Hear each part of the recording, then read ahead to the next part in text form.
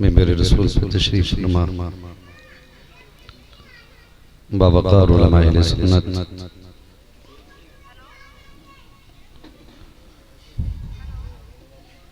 बिलखुसूस मेरे वालिद गिरामी इमामुल क़ुर्रा फ़ख़्रुल क़ुर्रा उस्ताज़ुल असातिज़ा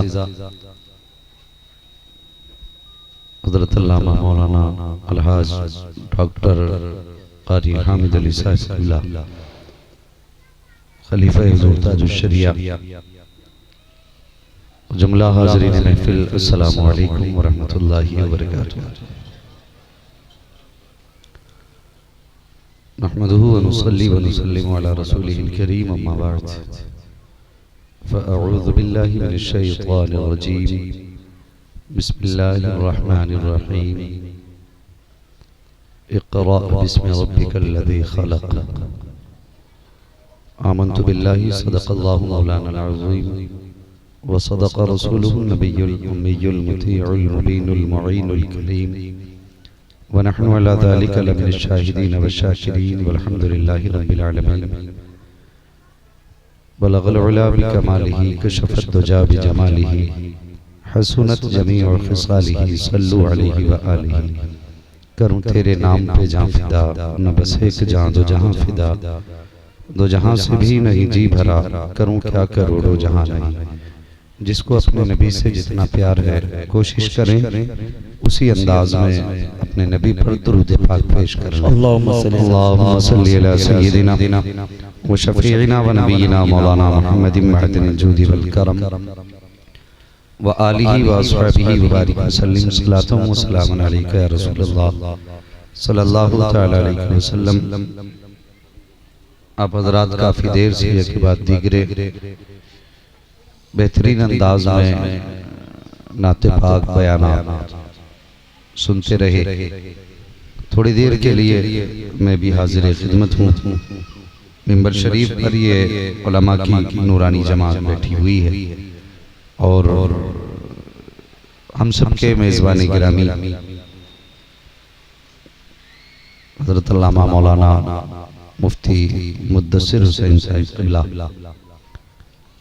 ये रिश्ते में हमारे मानोई लगते हैं, तो लाजिम है दुआ इनके लिए भी की जाए, खुसूसी तौर पे अल्लाह इनकी उम्र में बरकत अता फरमाए। चूँकि माशाअल्लाह ये आज की कॉन्फ्रेंस और ये महफिल इल्म के हवाले से सजाई गई है। रब कदीर हर घर में इल्म का कम से कम एक दरख्त अता फरमा दे। आमीन। ये है दामन ये है गिरेमा आओ कोई काम करे, मौसम का मुंह तकते रहना काम नहीं दीवानों का। यही है आरज़ू तालीम कुरान आम हो जाए, हर एक परचम से ऊंचा परचम इस्लाम हो जाए। हर एक परचम से ऊंचा परचम इस्लाम हो जाए। अल्लाह करीम हमारी और आपकी हाज़िरी अपनी बारगाह में कबूल फरमा ले और हमारी नस्लों में मौलाई वाले पैदा फरमा दे। ये बड़े शर्फ की बात है जिस खानदान में एक भी इल्म वाला पैदा हो जाता है। मेरा अपना मानना है कम से कम वो खानदान बतअकीदगी से महफूज हो जाता है। ये बहुत बड़ी बात है इस दौर में। जितना पुरफतन दौर है ये ईमान बचाना बड़ा मुश्किल है, तो कम से कम ईमान की बका के लिए उसके तहफ़्फ़ुज़ के लिए घर के अंदर कम से कम एक आलिम का होना जरूरी है। और वो घर बड़े बड़े बहार होते हैं जिस घर में कई कई आलिम हुआ करते हैं। बस कोशिश करें अपनी जिंदगी इल्म के साथ गुजारें। इल्म बहुत अहम है। हमारी कौम का मिजाज है कि इल्म इमामत तक महदूद है, लेकिन नहीं, सितारे तोड़कर रुक जाऊं ये मुमकिन नहीं मुझको। मेरे राहे तलब को आसमां के पार जाना है। इसको सिर्फ इमामत तक महदूद न करें। हज़रत अल्लामा मौलाना मुफ्ती मुदस्सिर हुसैन साहिब क़िबला ये आपकी बस्ती में है।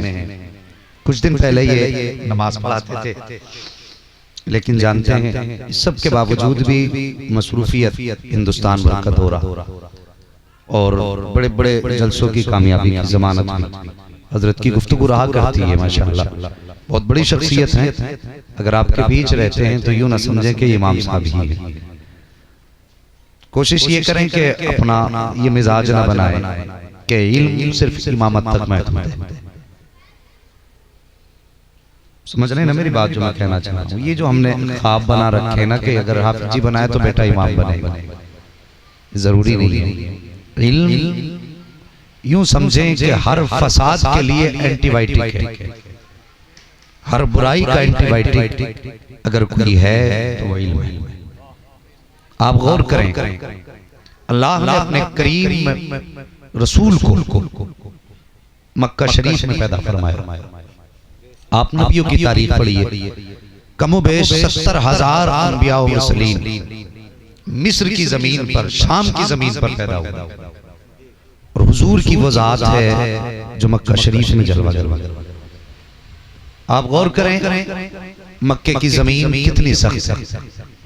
ये वो जमीन है जहां ढेले भी पत्थर के हैं, पहाड़ भी पत्थर के हैं। और बड़ी बात कहूं, जब हुजूर जिस दौर में जलवागर हुए उस दौर में लोगों के दिल भी पत्थर के थे। उस जमीन पर अपने महबूब को पैदा फरमाया और कैसा बना के पैदा फरमाया, वमा अरसलनाका इल्ला रहमतल लिल आलमीन। पत्थरों के बीच में रहमत बना के पैदा फरमाया। मेरे हुजूर जिस दौर में जलवागर हुए, आप गौर फरमाइए, जिस दौर में मेरे हुजूर जलवागर हुए हैं उस दौर में कौन सी बुराई ऐसी थी जो जमीन पर नहीं थी? चोरी, डाकाजनी, कत्ल गारतगरी, तकब्बुर, जिनाकारी, अय्याशी, बदमाशी, कौन सा जुर्म ऐसा था जो मक्के की जमीन पर नहीं हो रहा था? अल्लाहु अकबर। उस जमीन पर अब्दुल्लाह के लख्ते जिगर ने आंख खोली, वो तो कायनात के लिए रहमत बन करके आया। मुझे बता तो सही, जो परिंदों की आंख में आंसू नहीं देख सकता वो इंसानों को बर्बाद होते हुए कैसे देख सकते? जरा गौर करें, खंजर चले किसी पे तड़पते हैं हम अमीर, सारे जहां का दर्द हमारे जिगर में है। इस ख्याल का रखने वाला पैगंबर इंसानियत को तबाह होते हुए कैसे देख सकता था? मेरे हुजूर ने माशरे पे निगाह डाली, कहीं बेटियां काटी जा रही हैं, कहीं बच्चियों को दरगोर किया जा रहा था, कहीं बापों को बाजार में बेचा जा रहा था, कोई था कि माँ को बाप के बाद बाप ने घर की रखेल बना के रख रहा था। ये उस दौर की कहानी है साहिब, जहाँ इंसानियत दम तोड़ चुकी थी। ये उस दौर का किस्सा है जहाँ पर अखुवत और भाईचारगी का नाम और निशान तक नहीं था। लोग इज्जत के लिए जिया करते थे, इज्जत के लिए मरा करते थे। ये उस दौर की कहानी है साहिब, जहाँ पर बेटियों को जीने का अधिकार न था। एक जुर्म क्या हजारों जराइम थे। अल्लाह पर इस्लाह करने वाला सिर्फ एक, और हजारों जुर्म सामने थे। मेरे हुजूर ने उम्मत के हालात देखे, नबुव्वत की आंखें बरसने लग गई। मुझे बताइए तो सही, हुजूर की आंखें बरसी, उम्मत के हालात देखे, या अल्लाह जुर्म बेशुमार है, इस्लाह करने वाला अकेला है। एक जुर्म की एक वक्त में इस्लाह की जा सकती है, एक ही वक्त के अंदर सिर्फ एक बीमारी का इलाज किया जा सकता है। तकरीब फहम के लिए समझिए जरा, अगर आपका बेटा ऑक्सफोर्ड यूनिवर्सिटी से तालीम हासिल करके आए और एक नंबर से वहां से पास करे, मुझे बताइए जो विदेश में एक नंबर पर आता है वो पूरे मुल्क का नाम रोशन करता है, पूरे देश का नाम रोशन करता है, पूरे समाज का नाम रोशन करता है। जब वो उस देश से आता है अपने देश के लिए, तो हमारे देश की हुकूमत का जो सर्वे सर्वा होता है, जो प्रधानमंत्री होगा वो उसको रिसीव करने के लिए एयरपोर्ट पर जाएगा। वो कहेंगे ये हमारा मेहमान है, प्रधानमंत्री बोलेगा ये मेरा मेहमान है, घर वाले कहेंगे हमारा मेहमान है। इसलिए कि एक बंदा है जिसने पूरे भारत का सर ऊंचा कर दिया है। अल्लाह अकबर। वो बच्चा देश छोड़ करके परदेश से अपने देश आता है, उस वक्त उसको लिया जाता है, हिंदुस्तान की गवर्नमेंट उसका एहतराम करती है, एक दिन उसको दावत खिलाई जाती है, अगले दिन माँ बाप अपने घर लेके आते हैं, फिर माँ बाप उसको अपने घर लाए हैं। कभी माँ बलाएं ले रही है, कभी बाप माथा चूम रहा है। आज बरसों के बाद बेटा मिला है, कितने कितने पुराने ख्वाब आज पूरे किए हैं बेटे ने। अल्लाह पर बेटा अंदर लेटा, अचानक बेटे की चीख की आवाज अगर आए, माँ के कान खड़े हो गए, बाप भी उठ के बैठ गया, तोड़ करके बेटे के कमरे में आए, देखा बेटा बेताब था बेटा, उठाया हॉस्पिटल लेकर के गए, चेकअप कराया। डॉक्टर कहने लगे इसको दिल की भी प्रॉब्लम हो गई है, दिमागी तवाज़ुन भी खराब हो चुका है, इसके मैदे में भी इन्फेक्शन है, इसकी किडनी भी खराब हो चुकी है। अल्लाह अकबर। फिर माँ बाप के प्यार का हाल आप देखिए, फिर माँ बाप क्या करते हैं, डॉक्टर से यही तो बोलते हैं डॉक्टर ऐसा इंजेक्शन लगा दो जिससे मेरा बेटा एक ही इंजेक्शन में ठीक हो जाए, ऐसी खुराक दे दी जाए जिससे सारे मर्ज खत्म हो जाए। लेकिन आपने देखा होगा डॉक्टर भी जवाब देंगे नहीं नहीं नहीं नहीं, दिमाग का डॉक्टर अलग होता है, दिल का डॉक्टर अलग इलाज करेगा, किडनी का डॉक्टर अलग है, मैदे का डॉक्टर अलग है, हर जगह का डॉक्टर अलग है, अलग अलग इलाज किया जाएगा। तो माँ बाप तड़प जाते हैं प्यारे, कहते इतनी तो बीमारियां हैं, इतना वक्त कहाँ है कि अलग अलग इलाज कराया जा सके। डॉक्टर कोई ऐसा कैप्सूल दे दो जिससे सारे मर्जों का इलाज हो जाए, ऐसा इंजेक्शन दे दो जिससे सारे मर्ज कट जाए। और मुझे बता तो सही, ये बेटे के लिए बाप की बेताबी है, एक औलाद के लिए ये माँ की बेकरारी है। फिर उस रसूल के दर्द का अंदाजा कौन लगा सकता है, जो बाप से ज्यादा उम्मत से प्यार करता है, जो माँ से ज्यादा उम्मत से प्यार करता है, जो अपनों से ज्यादा उम्मत के लिए रोया है। जब उसने उम्मत का ये हाल देखा, सजदे में सर रखा, रो के कहा था या अल्लाह कोई ऐसा तरीका दे दे, हजार बीमारियां हैं, इलाज एक वक्त में हो जाए। रब ने महबूब को गारे हीरा में बुलाया और बुलाने के बाद कहा था महबूब सारी बीमारियों के इलाज के लिए एक दवा दे रहा हूँ। वो दवा कौन सी थी? फरमाया गया अपने रब के नाम से पढ़िए। गोया रब कह रहा था ए महबूब ये जितनी बीमारियां हैं अगर सबका इलाज चाहते हो इन्हें इल्म की दौलत दे दो, सारी बीमारियों का जनाजा निकल सकता है। नारे तकबीर, नारे रिसालत, मसलके आला हजरत अज़मते मज़हबे इस्लाम हज़रत अल्लामा मुफ्ती हम्माद साहब क़िबला उलमाए अहले सुन्नत जिंदाबाद भाई जिंदाबाद। सुभान अल्लाह सुभान अल्लाह, बहुत अच्छा बयान हो रहा है, जवाब नहीं है भाई, जिंदाबाद जिंदाबाद, क्या बात है, वाह वाह सुभान अल्लाह सुभान अल्लाह, वाह वाह। ये एक डोज थी इक़रा की डोज, एक खुराक ने फिर जब खात्मा किया। बता तो सही उस दरसगाह के कभी तलबा को देखो, उनकी बारगाह में पढ़ने वालों की जिंदगी देखो। अल्लाह अकबर। हजरत उमर फारूक आजम की जिंदगी देखिए, हुजूर की दरसगाह में बैठे हैं, फिर कैसा इल्म आपने हासिल किया। और मैं तो अक्सर कहा करता हूँ सोशल मीडिया के जरिए ये बात दुनिया तक जानी चाहिए, जो लोग अबू बकर सिद्दीक के खिलाफ भौंकते हैं, जो हजरत उमर फारूक आजम के खिलाफ भौंकते हैं, मैं कहता हूँ ज़बान को लगाम दो। याद रखो अगर शागिर्द नाकाम होता है तो नाकामी का सबब उस्ताद को ठहराया जाता है। तुम कहते हो अबू बकर ने गसब किया था, इस कुर्सी को उन्होंने छीन करके कब्जा किया, मुझे बता तूने कैसे सोच लिया हुजूर की दरसगाह का तालिब इल्म हो, हुजूर की दरसगाह का पढ़ने वाला हो और वो गसब की नियत रखता हो, वो झूठ बोलने का ख्याल रखता हो। खुदा की कसम नबी की बारगाह के बैठने वाले अबू बकर की तो बात छोड़ो, उनकी दरगाह में उनकी दरसगाह में आने वाले बिलाल का कोई मुकाबला नहीं कर सकते हो। खुदा की कसम उठाइए तारीफ, जब उस दरसगाह में हुजूर ने बैठाया, कैसे सख्त दिल के आदमी थे हजरत उमर फारूक आजम। अल्लाह अकबर, कोई सामने बात नहीं कर सकता था, ये जलाल था। लेकिन जिस दिन से हुजूर के कदमों में आके बैठे हैं, लोग कहते थे कि जितनी करीम तबीयत हमने उमर की देखी है, इतना करीम तबा कोई नजर नहीं आता है। उनकी दरसगाह का कमाल था, जिसने पत्थर को मोम बना दिया। और मुझे बता तो सही, मुझे बता तो सही, जो बेटियों को कत्ल करने में शर्म महसूस नहीं करते थे, आज वो हुजूर की दरसगाह में बैठने के बाद कहते हैं या रसूल अल्लाह अगर चलते हैं तो कदम देख के रखते हैं, कहीं चुप न दब जाए। कहा हुजूर से आपके आने का कमाल है, हम तो बेटियों को कत्ल करते थे, तुम्हारे दामन से क्या जुड़े, हमें तो चोटियों के टूटने का भी दर्द दिल में एहसास होने लगे। जी जी वाह वाह वाह वाह वाह, क्या बात है भाई, जिंदाबाद जिंदाबाद, सुभान अल्लाह सुभान अल्लाह। असर था इक़रा बिस्मि रब्बिकल लज़ी खलक़ का। और लोगों इल्म बड़ी जरूरी चीज है, इल्म हासिल करो, तालीम सीखो, दीन पर तवज्जो दो। ये नहीं है कि तीजा भी कोई कर देगा, मरेंगे तो यासीन भी कोई पढ़ देगा, नमाज भी कोई पढ़ा देगा। ये बात अपनी जगह है। मैं अक्सर जलसों में एक बात कहा करता हूँ, सुनिए, आप मुझसे जनाजा पढ़वाइए, कोई बात नहीं, मेरे वालिद गिरामी से पढ़वाइए, अच्छी बात है। मुफ्ती साहब से पढ़वाइए, अच्छी बात है। आप नमाज जनाजा पढ़वाइए, लेकिन सच बताना, मैं नमाज जनाजा पढ़ाऊं या ये नमाज जनाजा पढ़ाएं, बताओ क्या इनके दिल में वही दर्द होगा जो बाप के जनाजे का बेटे के दिल में दर्द होगा?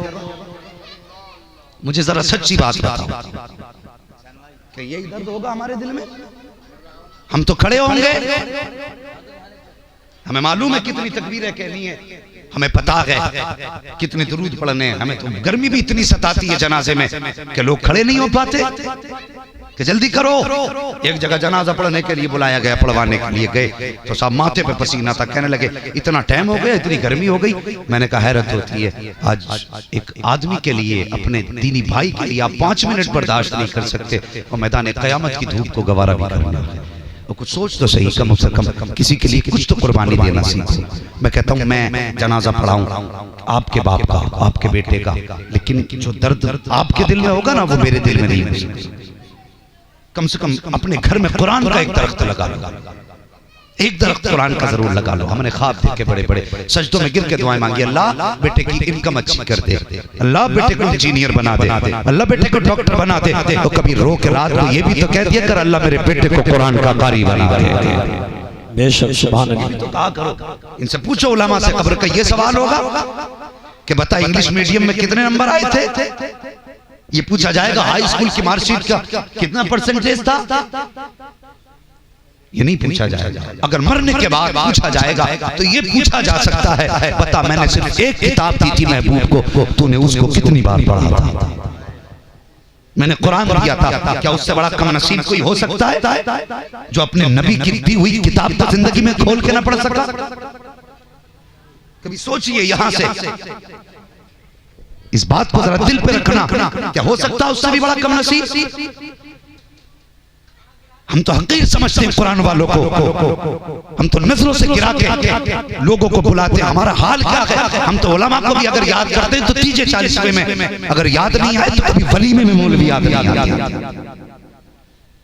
टेबलें लग जाती हैं, ये VIP टेबल, कौन बैठेगा इस पे? इस पे प्रधान जी बैठे, इस पे चेयरमैन बैठेगा, भाई इधर मत बैठना कोई, इतना VIP हो गया तेरे लिए, जिसे पेशाब करने का सलीका ना वो तेरे लिए VIP हो गया, और जिसने तेरी दुनिया और आखिरत सवारी वो सिर्फ 30-40वें के लिए रह गया। फिर कहते घर में बरकत नहीं, बरकत कहां से होगी? सुन, अगर VIP की टेबल लगाई है एक तरफ तो रोक सबको कि खाना बाद में तुम खाओगे, पहले कुरान का कारी खाना खाएगा, पहले मस्जिद का इमाम खाना खाएगा, पहले मदरसे के तलबा खाना खाएंगे, पहले दीन के मुहाफिज खाना खाएंगे, पहले दीन कालम उठाने वाले खाना खाएंगे। खुदा की कसम कदम इसके आएंगे, बरकतें सीधी मदीने से आना शुरू। जिंदाबाद जिंदाबाद, नारे तकबीर, नारे रिसालत, उलमाए अहले सुन्नत, हज़रत अल्लामा मुफ्ती हम्माद साहब क़िबला जिंदाबाद जिंदाबाद। सुभान अल्लाह। तकरीर यार को बेचैन करती है, सबब क्या है वही कहता हूं जो दिल पर गुजरती है। बदलो फिक्र अपनी, हमारे तो दिमाग ही बदलते जा रहे हैं, हम कहां से कहां पहुंच गए। जिसकी दाढ़ी है उसे मुल्ला जी कह के हटा देते, जो पैंट शर्ट में आई है सर, इस दाढ़ी की कीमत तो मरने के बाद पता चलेगी। मैंने अपने उलमा से यहाँ तक सुना है, अगर कोई दाढ़ी वाला मोमिन कामिल कब्र में जाता है, एक फरिश्ता, 2 फरिश्ते हिसाब के लिए आते, एक फरिश्ता कफन हटाता है ना, तो हटाने के बाद ऐसे ही देता है, दूसरा कहता सवाल नहीं करना, तो कहते हैं सवाल करने की जरूरत क्या है, चेहरे पे मुस्तफा की सुन्नत सजा के आया है। जिंदाबाद जिंदाबाद। आज ये जलील हो गए, अच्छी बात है, सुभान अल्लाह। दाढ़ी वाले आज रुसवा हो गए। खुदा की कसम ये चेहरे पे 4 बाल सजा के देख ले और फिर देख मुस्तफा तुझसे कितना प्यार करते हैं। सुभान अल्लाह माशाअल्लाह। हम तो बदल गए, हमने कहा दाढ़ी रख ली तो हमारा जो है जदीद कौम से राब्ता ही कट जाएगा, हम अलग हो जाएंगे। नहीं, ये मुस्तफा की सुन्नत है प्यारे। जिस जगह खड़ा होगा लोग इज्जत की नजर से देखेंगे, जहां भी खड़ा होगा इज्जत की नजर से देखा जाएगा। कि तुमने नहीं देखा वो आज गधों वाला सिस्टम होता है शादियों में, खड़े खड़े खा रहे हैं, और अगर कोई दाढ़ी वाला चला जाए इतनी महफिल में कोई ना कोई आके जरूर कह देता है चाचा आप तो बैठ के खाएंगे ना, उससे नहीं कहते आप भी खड़े होकर खाइए। दाढ़ी देख के पहले ही बंदा कह देता आप तो बैठ के खाएंगे, आप जरा बैठ जाइए, आपके लिए खाना मैं ला देता हूं। ये सुन्नत का कमाल नहीं हुजूर की। ओ भाई ये दाढ़ी वाले जलील नहीं, दाढ़ी वाले इज्जतदार हैं। इसकी हिफाजत करो, इसे रखो, ये बोझ नहीं है। जरा सी मुसीबत आ जाए तो किलो भर का ताबीज लटका लेगा, लेकिन ये तोले भर की दाढ़ी भारी लगती है। यहां तक फरमाया गया यार अगर मुसीबतें आ जाएं, अपनी दाढ़ी हाथ में पकड़ और यूं हाथ उठा के या अल्लाह मुस्तफा की सुन्नत के सदके में भला डाल दे। फरमाया गया हाथ नीचे बाद में आते हैं, अल्लाह मकबूलियत की जमानत पहले अता फरमा दे। जिंदाबाद जिंदाबाद, सुभान अल्लाह सुभान अल्लाह। हुजूर की सुन्नत है। और वो कहां पे हुजूर का किसी ने कार्टून बनाने की कोशिश की थी। हुजूर का कार्टून बना कौन सकता जब किसी के तसव्वुर में उनका ख्याल ही नहीं आता। ये तो किसी और का बना सकते हैं, हुजूर का नहीं बन सकता। और उनका बनेगा भी कैसे? वो कोई जहन में आने वाली शय तो नहीं है। उनका अपना आलम तो ये है, सरवर कहूँ के मालिक व मौला कहूँ तुझे, बागे खलील का गुले ज़ेबा कहूँ तुझे, तेरे तो वस्फ़ ऐब तनावी से है बरी, हैरान हूँ मेरे शाख में क्या क्या कहूँ तुझे। लेकिन रज़ा ने खत्म सुखन इस पे कर दिया, खालिक का बंदा खल्क का आका कहूँ तुझे। सुभान अल्लाह माशाअल्लाह। ये कुरान वाले हैं, ये दीन वाले हैं। लोग ताने देते, मैं कहता हूँ सुनी ने ताने ना दे। खुदा की कसम ये वो हैं जो हकीकत में मुस्तफा वाले। क्या बात है, बेशक सुभान अल्लाह। तुम्हें क्या लगता है कि मौलवी की औकात कोट पैंट खरीदने की नहीं है?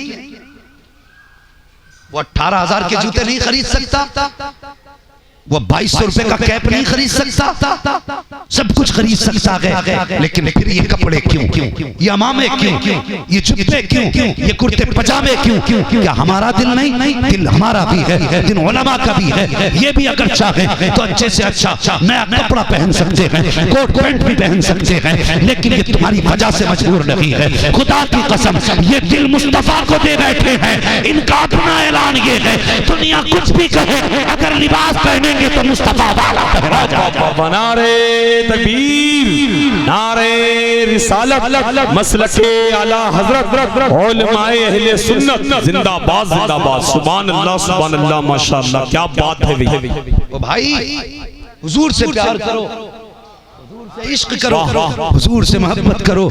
खुदा की कसम जब तक के न थे तो कोई पूछता न था, तुमने खरीद कर हमें अनमोल कर दिया। हमारी औकात कुछ भी न थी। अल्लाह अकबर, जंग का मौका है। हजरत उमर फारूक आजम मिंबर शरीफ पे बैठे हैं। अल्लाह अकबर, जबान से जुमला निकल गया, या सारियल जबल, ए सारिया पहाड़ के पीछे से चलो। इस पे गौर करो, पहाड़ी के पीछे के लिए या सारियल जबल, सारिया पहाड़। ये आपकी जबान से जुमला निकला। सारे नमाजी बैठे हुए हैं, सब हैरत में थे, न कोई आया न गया, न किसी की आवाज सुनाई दी। आपकी जबान से ये जुमला कैसे निकल गया, या सारियल जबल। अल्लाह अकबर। 1 महीने के बाद जब लश्कर वापस आया तो उन्होंने बताया हम तो जंग हारने वाले थे, लेकिन अचानक उमर की आवाज पीछे से आ गई। उन्होंने कहा था पहाड़। जैसे हमने पहाड़ पे तवज्जो की, फिर फतह हमारा मुकद्दर बन चुकी थी। अल्लाह अकबर। लोगों ने कहा बात कितनी पुरानी है, का महीना हो गया लगभग, का कितनी दूर थे, का सैकड़ों मील की मसाफत थी। सबने कहा उमर बता तो सही, यहाँ बैठे बैठे तुमने सैकड़ों मील का देख भी लिया, सुन भी लिया, बता भी दिया। अल्लाह अकबर। ये बात मक्के में फैल गई, मदीना शरीफ में फैल गई कि उमर मदीने में बैठ करके सैकड़ों मील तक आवाज पहुंचा देते हैं और सैकड़ों मील का देख भी लेते हैं। हजरत उमर फारूक आजम का एक यार था जिसको हम बोलते हैं मुहावरे में लंगोटिया यार। आग उसको पता चला उमर इतनी पावर वाला हो गया है। अल्लाह अकबर। उसे तो पता ना था कि हुजूर के कदमों में जिस दिन आए हैं उस दिन उमर रश के कमर बन गए हैं। अल्लाह अकबर। फरिश्तों को रश है उमर पे।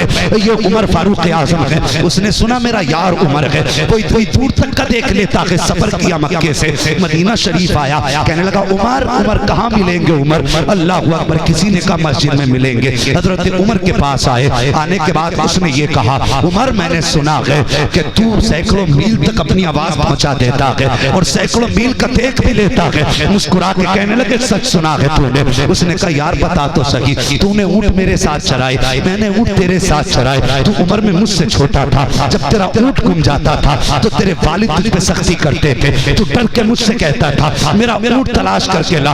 उमर मैंने सारी जिंदगी जितनी तेरे साथ गुजारी है जंगल में, तेरे जानवरों की हिफाजत मैंने की थी, ऊंट मैंने तलाश किए थे। उमर कल अपने ऊंट को नहीं देख पाता था, आज सैकड़ों मील तक कैसे देख रहा है? तो हजरत उमर ने कहा था फर्क है है कल जब कुछ नहीं दिखता था तब तेरे यार थे, जिस दिन से मोहम्मद के यार बने हैं सारी दुनिया में हथेली की तरह नजर आने लग गई। नारे तकबीर, नारे रिसालत, मसलके आला हजरत अज़मते मदीना शरीफ, उलमाए अहले सुन्नत अल्लामा मुफ्ती हम्माद साहब क़िबला, नारे तकबीर जिंदाबाद। जब तक के न थे तो कोई पूछता न था, तुमने खरीद कर हमें अनमोल कर दिया।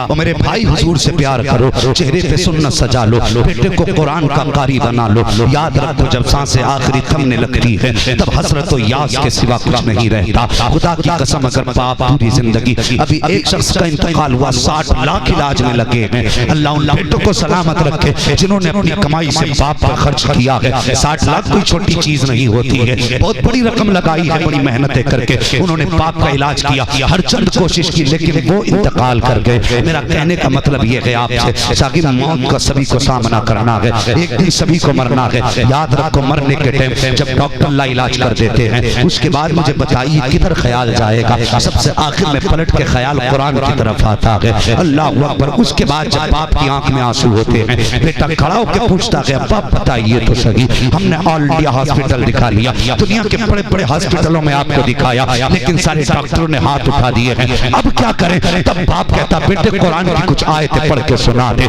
उस वक्त में बेटा गर्दन झुका के कहता गया था तुमने मुझे डॉक्टर तो बनाया था, कुरान का कारी नहीं बनाया था, इंजीनियर तो बनाया था, कुरान का कारी नहीं बनाया था, तुमने मुझे दुनिया की सारी तालीमें दी, नहीं दी तो कुरान की तालीम नहीं दी। अब ये मैं तो नहीं कर सकता। कहा बेटे मेरी तो तमन्ना ये थी कि दुनिया से जाते जाते कुरान की कुछ आयतें सुन के चला जाता। अगर बाप ये जुमला कहे उस वक्त बेटे के लिए ऐसा लगता है जैसे जमीन फट जाए इसमें चला जाऊं। और यार ये जिंदगी 4 दिन की है, इसके ऐश भी 4 दिन के हैं। और खुदा का वास्ता बेटों को कुरान का कारी बना लो, बेटे को दीन की तालीम दे दो। और मैं कहता हूँ कुछ भी ना सकी, कम से कम बेटों को कुरान की तस्वीर से तो याद करा दो, लेकिन ऐसे याद कराओ जैसे याद कराने का हक है, ऐसे पढ़ाओ जैसे पढ़ाने का हुक्म है। आज होता क्या है साहिब, हमारी मस्जिदों में 1.5 लाख नहीं बल्कि 3-3 लाख मरतबा कलमा पढ़ दिया जाता है, लेकिन मरने वाले को राहत नहीं होती। वजह ये होती है कि जैसे अभी मुफ्ती साहब ने कहा था हमें तो नाज है अपनी इबादतों पे, हम तो कहते हैं हमें आधा कुरान याद है, लेकिन कभी आलिम की बारगाह में जाके पूछ क्या कुरान ऐसे ही पढ़ा जाता है जैसे मैं पढ़ता हूँ? क्या कलमा ऐसे ही पढ़ा जाता है जैसे मैं पढ़ता हूँ? यही वजह है साहिब, तलफ्फुज़ बिगड़ चुके हैं, अदायगी खराब है, 3 लाख मरतबा चने हो जाते हैं, मरने वाले को कोई फैज नहीं होता है। जबकि बताया तो ये गया कि 1.25 लाख कलमा पढ़ करके मरने वाले को बख्श दिया जाए तो उसके गुनाह बख्श दिए जाते हैं। आखिर हुआ क्या है? 3 लाख मरतबा कलमा पढ़ा गया है, लेकिन कोई फायदा नहीं हो रहा है। वजह यह है कि हमने उलमा से दूरी इख्तियार कर ली है, हमने इंटरनेट से तो दीन सीखा है, अगर नहीं जा पाए तो मस्जिद के इमाम के पास तक नहीं जा पाए। हमने शरीयत सोशल मीडिया से सीखना शुरू कर दी है, अगर नहीं गए तो काम पास के रहने वाले कुरान के कारी के पास नहीं गए। तो याद रख प्यारे, तुम्हें जिंदगी की आखिरी घड़ी में भी अगर काम आएगा तो कुरान वाला काम आएगा। अपने बच्चों को कुरान की दौलत दे दो, दीन की दौलत दे दो, खुदा का वास्ता। और कभी कभी अपने घरों में जब बैठा करते हो अपनी बीवी से दिन भर का हिसाब लेते हो तो ये भी कहा करते हो बता दिन कैसा गुजरा है, ये भी कहते हो बता खर्चे कहाँ कहाँ हुए हैं, कोई मेहमान आया था तो खर्च कहाँ से किया था। और यार जब ये बातें किया करो तो कभी हाथ पकड़ के इतना भी कह दिया करो मेरी शरीक हयात सफर में रहता हूँ, जिंदगी मौत का कुछ पता नहीं कब मुलाकात हो जाए, चौराहे पर आए जाए हाथ से होते रहते हैं और चलते फिरते मौत होती है। कभी कभी बीवी से ये भी वादा ले लिया कर कि देख तेरी गोद में 6 साल का बेटा बैठा है, मैंने इमाम के पास भेज के इसको दस्तूर से याद करा दी है, अगर मेरा इंतकाल हो जाए बेशक मेरी नमाज जनाजा कोई पीर पढ़ाए या मेरी नमाज जनाजा कोई मुफ्ती पढ़ाए या मेरी नमाज जनाजा कोई आलिम पढ़ाए, कहना वो बात अपनी जगह है, उनका आना बड़े फजल की बात है, उनका आना बड़े करम की बात है। लेकिन याद रख मेरी शरीक हयात, अगर मेरा इंतकाल हो जाए तो मेरे 6 साल के बच्चे को इसके चचा के साथ भेज देना और इससे कह देना कि जब दुनिया मिट्टी डाल के वापस आ जाए तो मेरे बेटे को मेरी कब्र के पास खड़ा कर दे। ये 6 साल का बच्चा और यार दावे से कह सकता हो सकता है कि एक आलिम की दुआ टाल दी जाए, ये भी हो सकता है एक पीर की दुआ टाल दी जाए, लेकिन जिस बाप की कब्र पर 6 साल का बच्चा खड़ा होगा, आंख में आंसू लेगा और कहेगा या अल्लाह इस मिट्टी के ढेर में मैंने बाप को दफना दिया है, मेरे मालिक की कब्र में बेसहारा है, अपनी रहमत का सहारा अता फरमा दे। और कभी बीवी से भी कह दिया करो कि मेरी कब्र पे मेरे बेटे को भेज दे, देना ताकि दुनिया पलट के आए और उधर हिसाब के फरिश्ते आए, इधर मेरा बेटा खड़ा हो जाए और सिर्फ बिस्मिल्लाह पढ़ दे और सूरह फातिहा पढ़ना शुरू कर दे। खुदा की कसम, इधर बच्चा सूरह फातिहा पढ़ेगा, उधर पैगाम आ जाएगा, फरिश्ते वापस लौट आओ, अब हिसाब की जरूरत नहीं है। फरिश्ते कहेंगे मालिक किस लिए, तो रब फरमाएगा देखते नहीं है कब्र के बाहर 6 साल का बच्चा खड़ा है और मुझे रहमान कह रहा है, इसका बेटा मुझे रहमान कहे, मैं इस आग में मुब्तला करूं, मेरी गैरत को गवारा हो नहीं सकता। अब नारे तकबीर, नारे रिसालत, मसलके आला हजरत उलमाए अहले सुन्नत अल्लामा हुजूर हामिद मियां साहब क़िबला जिंदाबाद जिंदाबाद। और पढ़ो, दीन के करीब हो जाओ। फरमाया गया खैरुकुम मन तअल्लमल कुरआन व अल्लमहु, तुम में सबसे बेहतर वो है जो कुरान को सीखे और कुरान ही सिखाए। ये कोई छोटा कर्म नहीं। आज हमारे पास इंग्लिश मीडियम के लिए तो टाइम है, 3-3 घंटे ट्यूशन पे तो हम दे सकते हैं, लेकिन जब मस्जिद के इमाम के पास 20 मिनट के लिए भेजते हैं और 2 मिनट ज्यादा हो जाए फोन आ जाता है, पता नहीं बच्चा ट्यूशन जाएगा, 2 मिनट लेट कर दिया। हमारे बच्चे ये समझ गए अहम कुरान नहीं, अहम इंग्लिश है। वो जानते हैं बचपन से अगर कुरान अहम होता, हमारे माँ बाप 12 घंटे कुरान को देते और 4 घंटे इंग्लिश को देते, लेकिन हमने उनको 18 घंटे अंग्रेजी के लिए देकर के आधा घंटा कुरान के लिए देकर उन्हें ये बावर कराया कि कुरान कोई चीज नहीं है। बदलो अपने तरीके और बच्चों को ये यकीन दिलाओ कि हमारी तरक्की का अगर राज है तो कुरान, कामयाबी का राज है तो कुरान है। सर ऊंचा कर पाएंगे तो कुरान पे अमल करके, तरक्की करेंगे तो कुरान पे अमल करके। और दौलत तो रंडियों के पास भी होती है, तुमने कमाई तो क्या कमाई, मजा तो तब था जनाजा तेरा जाता, पीछे चलने वाले तेरे बेटे कुरान पढ़ते जाते। दुनिया कहती नामुराद बाप का जनाजा नहीं है, बल्कि नसीबों वाले बाप का जनाजा। क्या बात है भाई, जिंदाबाद जिंदाबाद, नारे तकबीर, नारे रिसालत, अज़मते कुरान, जिंदाबाद जिंदाबाद, सुभान अल्लाह। ओ भाई बचाओ माशरे को और बचाओ औलाद को। बात गलत नहीं कही थी। मुफ्ती साहब ने मुझसे पहले जो डॉक्टर इकबाल का नजरिया उन्होंने पेश किया था, कहा था अगर इन्हें दीन न सिखाया गया तो आने वाले दौर में कोई फातिहा पढ़ने वाला नसीब नहीं होगा। और मैं कहता हूं इन्हें दीन के करीब कर दो, वरना यही औलाद कब्र पर ठोकर मार के आएगी तुम्हारे, और तुम्हारी कब्रों को इकसार करा के यही वहां पे 5 स्टार होटल खोलेगी। इन्हें दीन सिखाओ, इन्हें कुरान के करीब करो। और मैं कहता हूं साहिब अगर मुआशरे को बेहतर करना है तो कुरान लाओ घर में। इस ताल्लुक से गुफ्तगू के लिए घंटों गुफ्तगू की जा सकती है, घंटों दरकार है। अलग अलग अगर बात बताई जाए कुरान का किस चीज पे कितना असर है, बड़ा वक्त चाहिए। बस इतना समझ लो कि समाज को अगर दुरुस्त राह पर आना है तो कुरान की तालीम आम करो, दीन को आम करो। अगर हमारा बेटा ये नहीं जान सकता कि हमारे घर से निकलने का तरीका क्या है, तो बताओ वो माँ बाप को सलाम क्यों करेगा? तुम्हें क्या लगता है तुम्हारी पूरी 18 साल की बेवकूफी का एक तावीज इलाज बन जाएगा? 20 साल जो तुमने छक में गुजारे हैं वो सिर्फ एक तावीज बदल देंगे तुम्हारी जिंदगी। अगर इन तावीजों से इतनी जल्दी जिंदगी बदलती, मैं मुनकिर नहीं तावीज़ात का, बरकत की चीजें हैं, लेकिन ये भी असर तब करते हैं जब इनके साथ माँ बाप की दुआएं हो। अगर दुआएं माँ बाप की नहीं तो पूरा कुरान गले में लटका ले और ऐसा फायदा हो जाए, मुझे बताइए। समझ रहे मेरी बात? अगर चाहते हो औलाद आपकी इज्जत करे तो दीन सिखाओ, चाहते हो कि औलाद बहनों का हक अदा करे तो दीन सिखाओ, अगर चाहते हो औलाद हमारी मुआशरे में सुकून और शराफत से जिंदगी गुजारे तो कुरान सिखाओ। ये सारी तालीमें सिर्फ कुरान देता है, बाकी तुम्हें किसी गोद में ये तालीमें नहीं मिलेंगी। जो तालीम खड़े होकर पेशाब करना सिखाती हो वो माँ बाप को सलाम करना कब सिखाएगी? बताइए मुझे। इंग्लिश सिखाइए, अंग्रेजी सिखाइए, जो चाहो सिखाओ यार, तुम्हारी मर्जी है, लेकिन उससे पहले कुरान सिखाओ। ये जरूरी है। अगर जिंदा रहना चाहते हो जमीन पे तो कुरान सीखो भी सिखाओ। कई इस तरह के फोन आते हैं कि हजरत जी मैं फना यूनिवर्सिटी में पढ़ा हूं और मैं तो ये कहता हूं कोई जमात बुरी नहीं है। मैंने कहा तेरा कसूर नहीं, कसूर तेरे माँ बाप का है, इसलिए कि उसने तुझे मुस्तफा की तालीम ही नहीं दी। हाँ, वरना हुजूर के फरमान के आगे तो अक्लें कुर्बान करने का हुक्म है। अगर हुजूर ने कह दिया ये तो फिर क्यों कहा? हमें हक नहीं बनता हम कहें, इसलिए कि हम प्यार करते हैं हुजूर से। और वो कहता नहीं कि मैं इन चीजों को नहीं मानता। क्यों नहीं मानता? कि नहीं, मेरी समझ में नहीं आती। आएंगी कहां से? जिस दिल में हुजूर का प्यार नहीं होगा उसको सच्ची राह नजर ही कबास। समझ रही मेरी बात? अक्सर डॉक्टर गुमराह हो रहे हैं, अक्सर प्रोफेसर डूबते जा रहे हैं। वजह क्या जानते हो? इसलिए कि वो दीन से दूर है।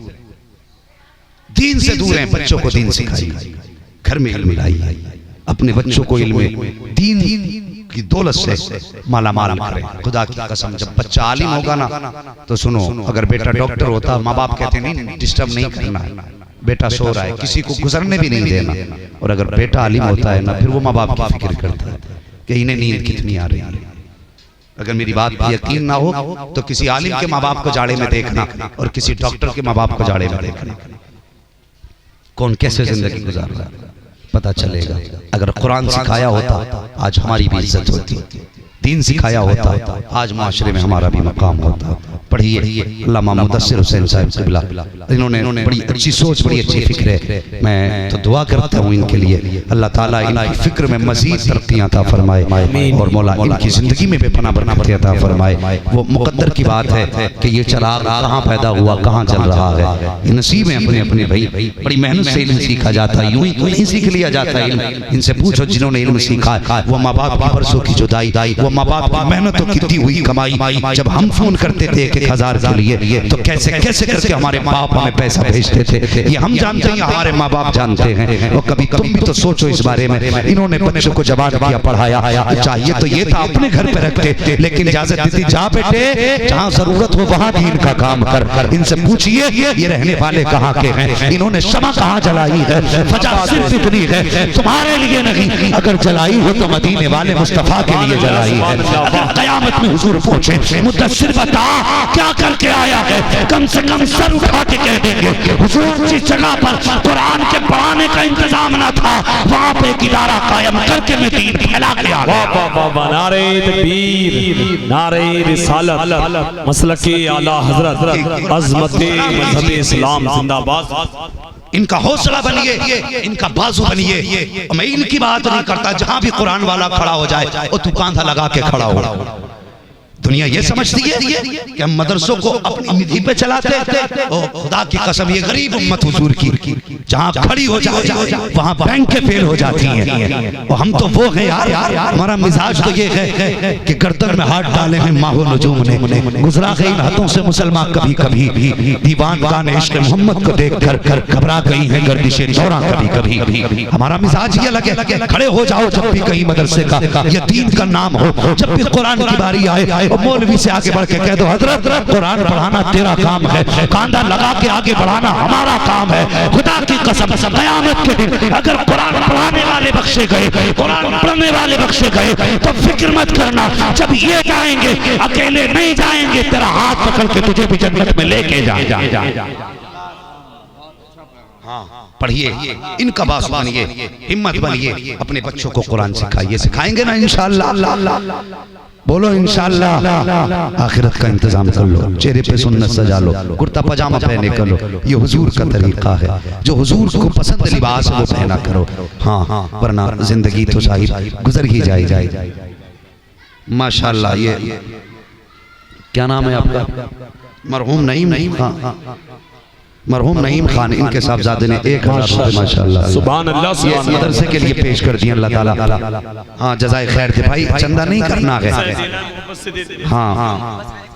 हाँ, वो इनसे मिल लेना, हाँ बस मोहब्बत से पेश किया है। और याद रखो यार, सच्ची बात बता के आखिरी बात खत्म कर लूँ, मुझे 2 बजे तक का टाइम दिया गया। बस मैं चाहता हूँ बड़ी जल्दी बात समेट दूँ। गौर करें, ये बिल्डिंग है, ये बताइए हमने आँख खोली तो हमें हमारे बाप की जमीन मिली हमारे बाप ने आँख, खुदा ने आँख खोली, परदादा की मिली। ये तो सिलसिला ब सिलसिला आती रही है। हमारी आंखें बंद होंगी, हमारी औलाद पर चली जाएगी, उसकी आंख बंद होगी, उसकी औलाद पर चली जाएगी। मुझे जरा दिल पे हाथ रख के बता, किसी ने इसलिए जमीन भी अल्लाह के नाम वक्फ की कि मेरा बाप ने मुझे ये सलामती से लौटा दिया? कोई किसी के लिए नहीं करता, ये भी सच्ची बात है। बाप की कब्र पे गए गए साल गुजर जाते, साल साल हो जाता बाप की कब्र पे गए हुए, तो बता परदादा की कब्र पे कौन जाता? निशान तक याद नहीं रहते। आज मैं अक्सर कहता हूं अपनी कौम से, भाई अपने हाथों से कुछ कर जाओ, अपने हाथों से कुछ कर जाओ। बंदा 1000 दे दे, 500 दे दे, 50,000 दे दे, और उसके उस पैसे से एक छत पड़ गई, या पंखा लग गया, या फ्रिज लग गया, या कूलर लग गया, या कोई भी ऐसा काम हो गया जिससे कुरान पढ़ने वाले को राहत हुई। फर्ज कर अगर कूलर ही लग गया, कुरान पढ़ने वाला कुरान लेके बैठा, गर्मी की शिद्दत थी, ठंडे झोंके आए, माथे पर पसीने के कतरे थे, हवा का झोंका आया, सूख गए। इधर हाफिज कुरान का कलेजा ठंडा हो, उधर अल्लाह तेरी बाप की कब्र को अपने कर्म से ठंडी फरमा देगा। कोई दुआ करे ना करे, ये वो काम होते हैं हाथ उठाने की जरूरत नहीं होती। ये तो जहां लग जाएंगे असर छोड़ जाते हैं यार, असर छोड़ जाते हैं। अपने जीते जी हलाल कमाई का इतना लगा जाओ दीन के लिए। अगर कोई हाथ उठा के दुआ ना भी करे तो तुम परेशान ना हो, इधर कुरान पढ़ा जाए, उधर जन्नत की खिड़की तेरे कब्र में खोल दी जाए। ये अपने हाथों से कर जाओ, बस जो हुए अगला तुमको माफ फरमाए रब्बे कायनात। जिंदगी ने दिया साथ, तो फिर होगी मुलाकात, चमन रहा फूल खिलेंगे, जिंदगी रही फिर मिलेंगे। मुसाफिर हैं हम भी, मुसाफिर हो तुम भी, किसी मोड़ पर फिर मुलाकात होगी। फकीरान आए सदा कर चले, सदा खुश रहो, ये दुआ कर चले। सारे लोग कलमा शरीफ पढ़ लीजिए, ला इलाहा इल्लल्लाह मुहम्मदुर रसूलुल्लाह व मा अलैना इल्लल बलाग। अस्सलामु अलैकुम व रहमतुल्लाहि व बरकातुहू।